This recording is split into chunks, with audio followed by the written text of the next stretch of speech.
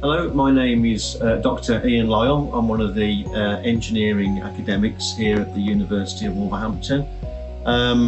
Today I want to tell you a bit about the work we've done with our CAMSIZER X2.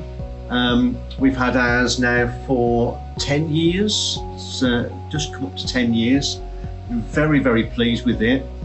We have a huge focus on metal additive manufacturing, and part of, sort of a key part of metal additive manufacturing is ensuring that the raw materials going into the process are accurate, exactly what we want, and the size distribution and morphology are not just correct, but correct every single time we make a part.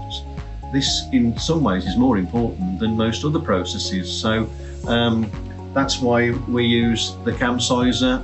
It's been fantastic for us for years, and we'll continue to use it.